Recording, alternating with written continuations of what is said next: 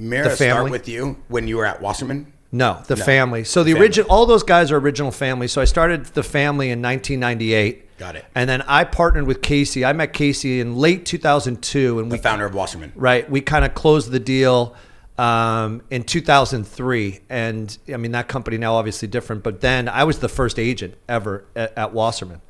He had been in the consulting business a little bit. Casey's 2 years younger than me. So I came in as a partner. I didn't sell him the whole company at the beginning. So like I actually was a partner and retained equity. And maybe these two remember, but Ryan would, is the family actually, even when I was with Wasserman, we kept the name The Family for the first couple of years. In that little office in Carlsbad. But then what happened was, is Casey's chips, because he had the money. I never had the money to do what I wanted. I knew I wanted to go into golf. I knew I wanted to go into basketball and other sports, but I was going to use the lifestyle and the brand and the business that I built in Action Sports to expand in that, but I didn't have the money. So at the time, IMG and Octagon, a lot of them had now come into sport, and they were trying to acquire me. Omnicom was the closest, and then just randomly through Bobby Kodak, the CEO of Activision, and Jeff Schwartz, who funny enough is the CEO of Excel. That's how I met Casey. Those two guys called and said, hey, man, don't sell yet. Go meet this kid, Casey Wasserman. And I say kid because he was 2 years younger than me. But he comes from a lot of money. And I say this because I love him to death. He literally was born on third base, almost rounding home.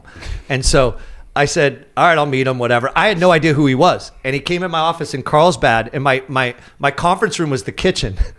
And so here comes this LA Beverly Hills guy, and they walk into my office, and he's like, hey, man. And he was really smart at the time. I mean, he still is, but he was so smart to look me in the eye and goes, if you sell 100% of your company to Omnicom, IMG, I know who's talking to you. In 5 years, you're going to be done. You're going to burn out. You're not going to be an entrepreneur anymore.